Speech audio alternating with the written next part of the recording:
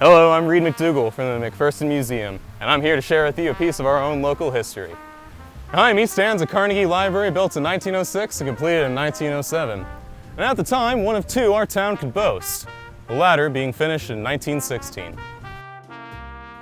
Carnegie libraries were a product of the great robber baron Andrew Carnegie, who wished to redeem his cutthroat business practices through philanthropy and education, most famously through the building of libraries across the United States and even the world. Andrew Carnegie would even go so far as to build 3 amongst the rubble of post-First World War Europe. The Carnegie libraries are remembered thanks to their impeccable craftsmanship, the early communities that sought them, and their meaning in the overall quest towards attaining that ever-important American dream. The introduction of these libraries wasn't random.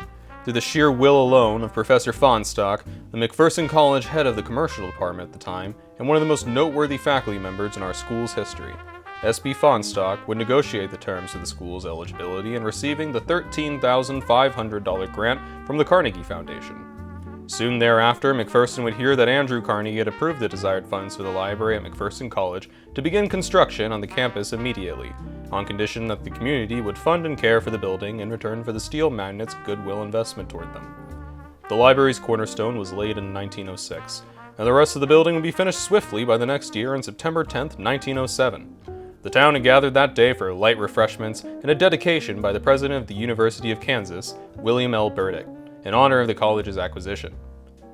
An interesting side note about our college's library in particular is that on September 6, 1907, the library received 11 fine replicas of Italian Renaissance masterpieces from artists like Caravaggio as a gift to the McPherson College Carnegie Library by the Italian King Victor Emmanuel III. The value was upwards of $50,000 in 1907, about $1,378,000 in today's money.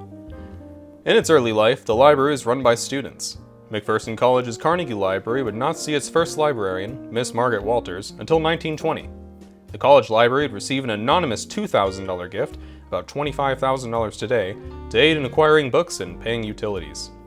In 1951, the library saw an addition in the form of an extension at the rear of the building, and a new passage added outside the front entrance doors to isolate the winds from the Kansas plains more effectively. The cornerstone was also updated to identify a change had taken place. The school today would go on to rename its Carnegie Library into the College Administrative Building, Beeghly Hall.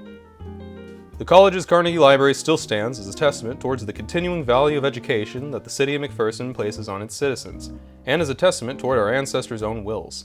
This building should have no issue standing as a beacon toward the social progressive reforms libraries such as this one had on Midwestern America.